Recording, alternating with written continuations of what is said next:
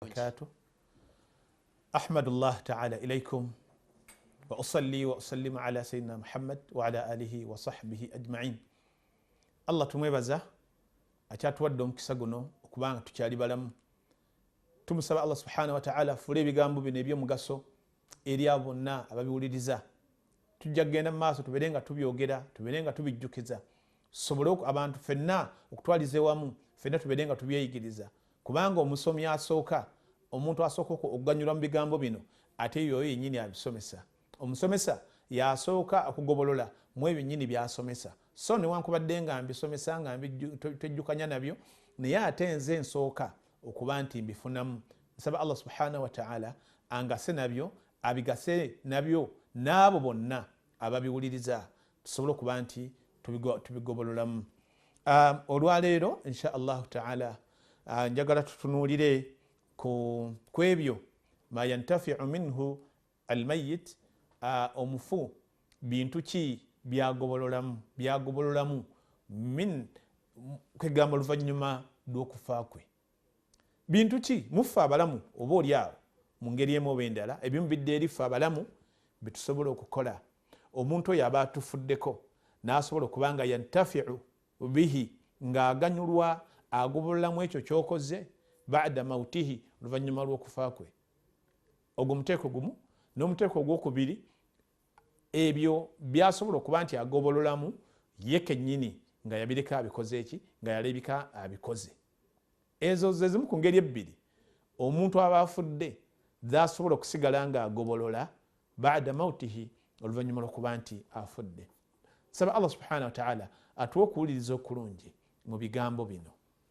Ekigambo ekisooka, omuntu wabanga afudde, byasooka okugobolola mufe abalamu abasigalawo.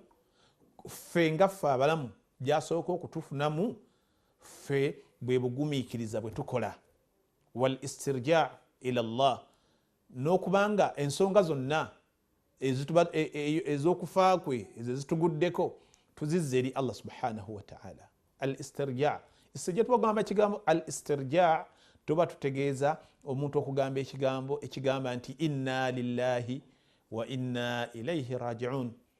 Allahumma ajurni fi musibati wa khuluf li khayran minha, mu hadithi nga bwekolaki nga bwetambula. Nti gwe omulamu oluvannyuma lw'okubanga omuntu wakufuddeko, senga ogumiikiriza nogamba alhamdulillah, Allah ngeredde. Oluvannyuma lw'okugumiikiriza okwo notabaako bigambo bino nabiri byoyogera ebiyinza okuleetera obuzibu oyo nnyini omuntu wakufuddeko, nomanya nti Allah subhanahu wa ta'ala ekyakigeredde, noyogera ekigambo ekyo.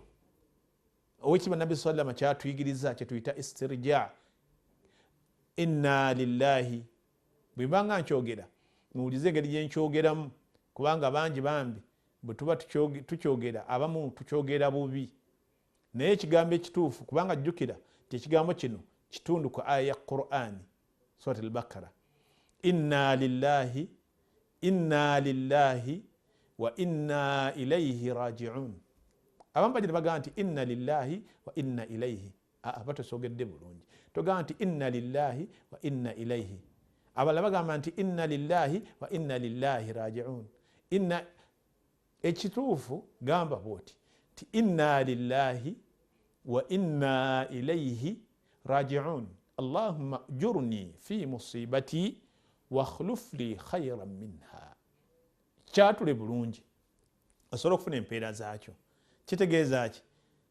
Omuntu kwegamba nti inna lillahi, mazima ffe tuli ba Allah, wa inna ilayhi raji'un, era gyali Allah gye tujja okudda.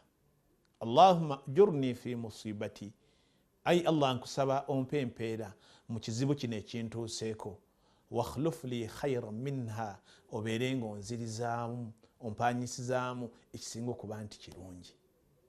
Ekyo ekigambo ekyenjogeddeko tetukyogera mu kufa kwokka. Omuntu ne bw'abanga afunye omusiba omulala ogutali kufa, gamba omuntu emaali ye esaanyeewo, ne bagamba nti emmotoka ye ekoze akabenje, ogwo nagwo musiba, osobola okukyogera. Ekirala ekigambo ekyo kikirina nti ekigambo ekyo kyo tekiggwako.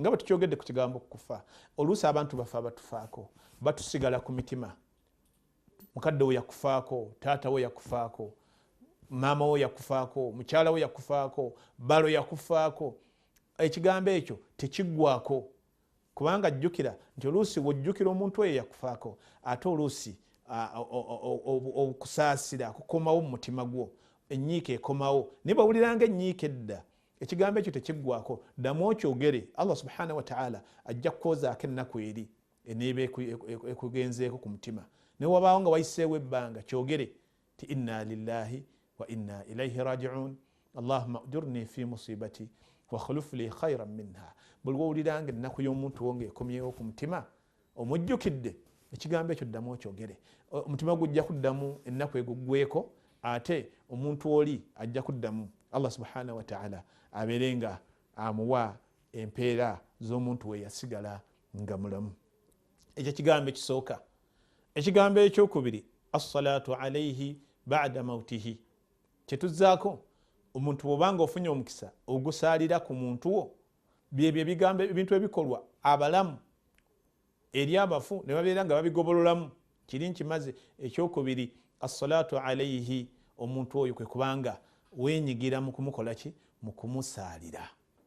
As-sala, okusaala kutwogerako, dua kuba kusaba kwennyini era omuntu otakufaako nobanga ate essaawa y'okusaalira etuuka nodda mu kwebalankanya. Nedda, essaawa eyo oteekeddwa kubanga ate weteekerateekera kumusaalira. Abantu bajja ne bakola oluusi ebirala ebitayamba ssaawa eyo, omuntu ajja n'akaaba nnyo nolaba ngaoli yeeziribanga, enviiri n'azitankuula, engoye n'azisumulula, ne yeevulunga mu nfuufu ng'akaaba, ayogera bino ayogera biri, naye ekyennaku essaawa ey'okusaalira n'etuuka.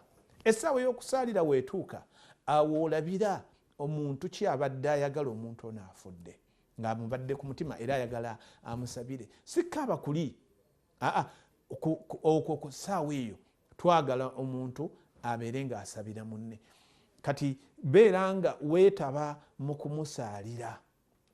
Bino ebyokusaalira omufu si byensomesaako kati, wabula oteekeddwa okumanya bw'oba osaalira omufu biki by'osoma. Somako ebyo ebyetakbiira ennyanga w'ekibanda Muhammad sallallahu alaihi wasallam bw'atuyigiriza takbiira ezitandikirwako wadde nga zigenda paka ku 9, naye somako ebyennya, tandika n'ebyo bijja kukuyamba. As-salatu alayhi, beera nga omuntu oyo weetaba mu kuba nti omukola ki, omusaalira. Okwo kusaalira togayaala, fune wuzu. Kyannaku nnyo nti oluusi okusaalira kutuuka abantu ogenda okulaba nga basigadde batudde, abalala basigalayo mu bitooke mu miti nababa nga tebafuddeeyo. Naye ate essaawa eyo yeeraga omuntu enkolaganayo gy'obadde olina naye n'okumwagala kwo gyali. Ekyokusatu ad-du'a wal istighfaru lahu, okubanga buli kaseera omuntu oyo ogenda mu maaso n'okumusabira. Allah subhanahu wa ta'ala mu birungi byatuwa nti yaleka omulyango aguggudde obudde bwonna, essaawa yonna, beera nga osabira omuntu oyo eyakola ki, eyakufaako. Kyova Allah subhanahu wa ta'ala surat al-Hashr, Allah yagamba ti walladhina ja'u min ba'dihim yaquluna rabbana ighfir lana wa li ikhwanina alladhina sabaquna bil iman wala taj'al fi qulubina ghillan lilladhina amanu rabbana innaka ra'ufur rahim. Omuntu aba akufuddeko tayina ssaawa, tuve ku nkola ey'okugamba nti tugenda kusabiranga mufu ku lunaku lwe yafiirako. Kati leero taata awezezza omwaka, kati leero maama awezezza omwaka, leero kati mwami awezezza omwaka, kati leero mukyala wange awezezza omwaka. Buli omwaka ole guwera nga nkola edduwa, buli mwaka ole guwera nga nkola edduwa. Nedda, ekyo tetukirinaako njigiza yawe ekitiibwa Nabbi Muhammad sallallahu alayhi wasallama. Kyetulinako enjigiriza kwe kubanga buli kaseera omuntu oyo omukola ki, omusabira. Buli kaseera olina okumusabira, ate naawe olina okuyiga buli bye bamusabira. Owulidde, oleme kugamba nti buli lunaaba njagala okusabira omuntu wange nina kudduka ngende waki, ewa seeka. Yiga ebigambo ebisabirwa omufu. Bw'abanga mukyalawo edduwa genda bagikusomese, bwe mansabira omukyala ng'afudde gwe nsabira njogera ntya, bwe mansabira musajja njogera ntya. Kifune obeere ng'okiyiga. Bakadde bo tobalinza bbanga ddene nga tonnaba kubasabirako, kubanga okulafuubana kwabwe gy'oli okubanga bakuteeka mu nsi kye bayagala babeere nga bakulekawo obeere nga obaliikiriza oluvannyuma lw'okuva kwabwe mu nsi. Kyobola Allah subhanahu wa ta'ala mu surati al-Isra yagamba atya? Yagamba nti waqul rabbi irhamhuma kama rabbayani saghira. Omwana omulungi yandibadde nga buli kaseera asabira bakadde be balamu oba bafu. Yagamba nti waqul rabbi irhamhuma, era agamba nti ayi Allah wange bansaasirire, bakadde bange bansaasirire kama rabbayani saghira, nga bwe banjola nga nange nkyali muto. So ekyo tuteekeddwa okubanga tugenda nakyo mu maaso akadde konna. Tuleme kweteekako buzito, nja kumala kufumba mmere, njamala kufuna sente zempa baseeka. Nedda, Allah subhanahu wa ta'ala ogwo omukisa yagutulekera nga muggule. Ekyokuna, abafu kyebafunamu mufe abasigaddewo nga tuli balamu. Mu kyokuna dhikirul khayri anil mayiti, okwogera ebirungi byabwe buli kaseera. Buli kaseera tulina kwogera birungi byabwe. Era oluusi tujja ne tugenda mu kufa, tugenda okuziika omuntu buganda waffe abaafudde oba omuntu yenna abaafudde. Kyannaku nnyo abantu abayimiridde bebawa obuzindaalo ne badda bo mu kweyogerako. Essaawa eyo teba yaggwa akutte kazindaalo okweyogerako. Essaawa eyo ebeera yakwogera kwoyo gwazze okuziika ebirungi byoba omwogerako. Naye kibi ate abantu bakwata obuzindaalo, abantu ne badda mu byobufuzi. Kyannaku tuli mu kuziika abantu bali mu byabufuzi, tuli mu kuziika oli yeeyogerako nga ye. Ebyo tebiyamba. Ekiyamba dhikirul khayri anil mayiti, yogera ekirungi omufu oyo kyeyakola ki kyeyakola. Nabi sallama bwatu bwe yatugamba nti idha hadartumul mayita, bwe mbanga mugenze owali omuntu eyafudde, faqulu khayra, mwogereko birungi byokka. Fa innal malaikata yu'minun ala ma taqulun, kubanga bamalayika bamiinisa kwekyo kyokola ki, kwekyo kyoba oyogedde ku muntu oyo. Ate wa nahnu shuhada Allah, ffe bajulizi ba Allah kuno ku nsi. N'olwensonga omuntu bwebanga akufuddeko, olunaku olw'okuziika tuve mu kwogera bino nabiri, tuve mu kukayanira bino nabiri. Abantu tuli mu kuziika, abantu bakayanira mmere. Kikyamu tuba twazze kuziika, tuzze kwogera ku birungi bya mufu. Obudde bwaffe tumale mu kwogera ku birungi by'omufu. Tuve mu byobufuzi, tuve mu kufa abakutte obuzindaalo okweyogerako, tuve mu kukayanira emmere, tuve mu kukayanira bino nabiri.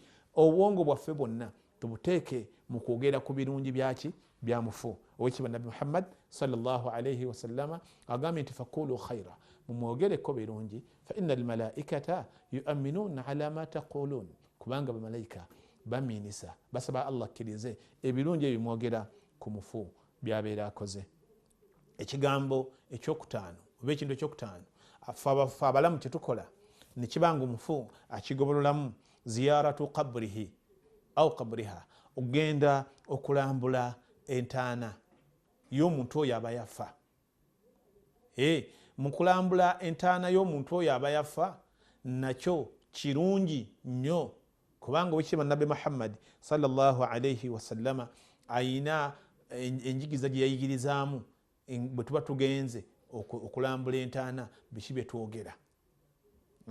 Nabbi sallallahu alayhi wa sallama yatugamba bwe mba mugenzi okulambula entaana z'abannammwe temukola bino nabiri. Kibi nti ate oluusi abantu bagenda ku ntaana okuzirambula ate bazikolerako ebintu ebikyamu ebirala ebireeta obuzibu ku muntu oyo aba yakola ki, ku muntu oyo abeera yafa. Naye Nabbi sallallahu alayhi wa sallama yagamba nti mwogere, kuba yayogera hadithi we ziri nnyingi zina alfaadho za njawulo, naye ezimu ku zeyogera yagamba nti mugambe ebigambo bino nti assalaamu alaykum daara qawmin mu'minin, okusaasira kwa Allah emirembe gibeere gye muli abange mmwe abali mu nnyumba eyo, daara qawmi min almuminin. Laba Nabbi sallallahu alayhi wa sallama ago amagombe yagayita na daar, yagayita amaka daar, butuuliro, obutuuliro bw'abakkiriza, kubanga omuntu awo agenda okusinga okumala ebbanga eddene. Naga nti wa inna insha allahu bikum lahiqun, naffe akadde konna tujja bakola ki, tujja kubasisinkana. Kati assalaamu alaykum eyo dduwa gyoteekeddwa okuba nti osabidde abafu. Era Nabbi sallallahu alayhi wa sallama hadithi endala Nabbi sallallahu alayhi wa sallama yagamba atya? Nabbi sallallahu alayhi wa sallama yagamba nti osobola okugamba nti assalaamu alaykum ahla ddiyaari, emirembe gya Allah gibeere eri mmwe ahla diyari mmwe abali ku kijja wano mmwe abaziika wano min almuminina walmuslimin abakkiriza mummwe n'abasiraamu mummwe awaga nti inna insha allahu bikum lahiqun Allah bw'anaabanga yagadde essaawa yonna naffe tujja kubasisinkana. As'alu llahu lana walakum alaafiya agamba nti twesabira ffe abalamu Allah abeere nga atusaasira nga bwe tusabira nammwe abafu Allah abeere nga abasaasira. Tibi nnyo oluusi omuntu ayinza okufuna omukisa ogugendako ewaabwe gye bamuzaala naye ngaoluusi taata we balina we bamuziika maama we oba omuntu we yenna omuntu n'abanga tagenze kutolera ku bantu abo salaamu tekiba kirungi. Genda obatolere ku salaamu kubanga limu ku makubo nabbi sallallahu alayhi wasallam ge yatulekerawo ge tusobola okusabiramu abantu abo. Mu ngeri y'emu gye tuba tugenze okuziika tujja ne twerabira tugenze mu kuziika nejjukira ebise ebisinga obungi tugenda okuziika ebeerayo ebijja ebyakola ki ebyasooka wano bimulahadha kirungi nnyo agenda okuziika wegendereze bw'oba ogenda okutuuka eri gye mugenda okuziika teweerabira dduweeno ono gwemutwala okuziika fine mumusaalidde waggulu naye ate nabali gye mugenda okuziika ono nabo balinze. Olaba tugenda okuziika abantu abangi tugenda tuli abantu 5 tuli abantu 100 tuli abantu bameka senga ffenna omulimu guno tugwettanira waliwe tugenda okuziika omuntu oyo aba afudde ne tukulembeza ekigambo ekyo assalamu alaikum ahla diyari min almuminina walmuslimina wa inna insha allahu bikum lahiqun as'alu llahu lana walakum alaafiya. Olaba otya nga abantu 100 bagenze okuziika abantu 200 3 5 10 nga waliwe wetutanze bannaffe bali baziika wedda nga ffenna edduweeyo tugisomye. Olaba nti abantu bali batugobololamu naye kyennaku tugenda oluusi okuziika tugenda tunyumya batono nnyo abajjukira ti kati wetutuuse wano Magombe katubeere nga tusabira abantu bano abakola ki abantu bano abaafa. Ekintu ekirala kyetusigala tugobolola fe abalamu kyetusobola okusigala nga tukola abafu ne babeera nga bafunamu. Abafu balina ebintu byebakola nabbi sallallahu alayhi wasallam yagamba ti idha mata buna adama inqata amaluhu illa min 3 sadaqatin jariya aw ilmin yuntafa'u bihi aw waladin salihi yad'u lahu. Eyo bisatu nabbi sallallahu alayhi wasallam yabyogerako nti ebintu ebisatu omufu asigala abigobololamu naye gwe ebintu ebyo ebisatu nabbi sallallahu alayhi wasallam yasooka n'ayogera ku kigambo kya sadaqatin jariya. Yagamba nti ye saddaaka ekola ki ekulukuta. Omufu akifunamu atya? Omufu yakyekolera kati gwe omulamu omuyamba otya okukifunamu kwe kuddira omufu ekintu kye yaleka ku nsi ng'akireseeko nga saddaaka gwe n'otakikyusa. Bw'abanga alina saddaaka ye gye yakola togikyusa kugijja ku ekyo kye yakola ki ku ekyo kye yagirekako girekeeko. Bwe kuba yalekawo kifo nga kya muzikiti kireke nga kya muzikiti yongera kukikulaakulanya mu ekyo omufu kye yakirekera oba ddwaliro yongera tokyusa leka kwagala gwe nnyo maali kusinga ate yagikola yagireka n'akiwaayo eri obusiraamu n'akireka abeere ng'akigobolamu oluvannyuma lw'okufa kwe oba azimbyewo essomero oba azimbyewo omuzikiti oba alese luzzi ate gwe nojja n'ebintu ekyo n'obeera ng'okisaanyaawo ekyo si kituufu. Yamba sadaka y'oli eyafa egende mu maaso ng'etinta kiyamba gwe omulamu okikola omufu n'asigala nga ayongera kukigobololamu. Ekirala al ilmu nafi' omufu oyo wabanga ayina ilmu gye yaleka ng'egasa abantu ng'esookerwako yeno ey'obusiraamu oluvannyuma ne ilmu zonna endala gwe omulamu omuntu wejjukira ekigambo omufu kye yakusomesa nga kigambo kituufu kiteeke mu nkola oli agenda kusigala ng'akikola ki ng'akifunamu tokigayalirira genda nakyo mu maaso. Okitegedde ilmu bw'omanya nti munno ayina ebigambo byasomesanga birungi osanze ekitabo kye yongera okukisaasaanya abalala bakigule bakigobololemu. Ilmu kati olwaleero etambulira ku intaneti etambulira ku masimu etambulira mu bifo bingi nnyo. Gezaako naawe okulaba nga ilmu munno gy'aba afudde ng'alese gende mu maaso ng'etinta abantu bongere ogikola ki okigobololamu. Bwekyo okikola oli omufu n'ayongera okuba nti akigobololamu. Nabbi sallallahu alayhi wasallam n'ekira kyeyogera kyeyasimbyayo mu hadith eyo n'agamba nti awaladin salih yad'u lahu oba omwana omuntu oyo gwabeera alese omwana oyo nga mulongoofu yad'u lahu amusabira. Okumusabira kwe twogerako kitegeeza ki? Okusabira kw'omwana eri muzadde we Nabi sallama kwayogerako ekisookera ddala omwana oyo kwe kufuna akadde n'abanga mukadde wa amusabira, bakadde be nga abasabira nga bwe twogeddeko waggulu. Allah kyeyagamba mu surat al-Isra waqul rabbi rhamhuma kama rabbayani saghira. Eyo dduwa osobola okufuna akadde konna n'obanga ogisoma oba mu swala nga tonnaba kusaza salaamu n'ogenda mu maaso ng'ogisoma wojjuukiridde wonna bakadde n'obeera nga obakola ki? Obeera nga obasabira. N'abalala abafa osobola okubasabira abakukwatako mu mbeera efaanako bwetyo. So mu ekyo kitegeeza ki? Waqul rabbi rhamhuma, basabire. Ekyokubiri, omwana kyayitamu mukadde we omugobololamu, omwana oyo kwe kwettanira okukola emirimu emirungi. Emirimu emirungi onna omwana gyakwasaako engalo n'abeera ng'agikoze, omuzadde afuna butereevu, tewali na kimu kyafiirwa. Bw'ogenda n'osaala bakadde bwe bafunako butereevu, eyakuyigiriza eswala eyo naye afuna butereevu. Kakati gwe buli okola omulimu omulungi, omulimu ogwo gwongera empeera, eyafa agugobololamu bw'aba nga aguyinako akakwate, naddala ng'abazadde. So nga ate mu ngeri y'emu omwana bwe yeeyisa obubi, ekyo kibeera kikolimo eri bazadde be we bali oba bafu. So omwana wabanga yeeyisa bubi, mutamiivu, awemula, abba, buli babuuza nti oyo mwana waani, nti mwana wa gundi, ekyo kikolimo kigenda eri kitaawe oba nnyina, naddala senga baba tebaafaayo mu kwola omwana ono mu ddiini nga bwekola ki? Nga bwegamba. Naye omwana wabanga wanneeyisa nnungi, omwana asaala, omwana ayamba abantu, bamwegomba, buli bakwegomba abantu bali oba ekyo abantu babeera nga bagobolola mu ebyo byokola ebirungi era abantu bo babeera nga bafunamu. Weewale bino abafu tebabifunamu. Ekisooka anniyahatu, okuba ebiwoobe. Omuntu ng'afudde, omufu tafunamu. Era wekitiibwa Nabbi Muhammad sallallahu alaihi wasallam yagamba nti omufu asobola okubonerezebwa bibukai ahlihi alayhi wa inna almayita la yu'adhabu bibukai ahlihi alayhi, nti omufu ayinza okubonerezebwa olw'okuba kw'ebiwoobe kw'abantu be abo babeera alese. Ekyo kireke. Ekyokubiri kyobooleka dhikru sharri anil mayit, omufu tomwogerako kibi kyonna newankubadde ayinza okuba nga yakikola, tokyogera, kireke, takifunamu, sirika. Ekyokusatu, bw'oba omutwalo okumuziika, gezaako kulaba nti ogoberera sunna.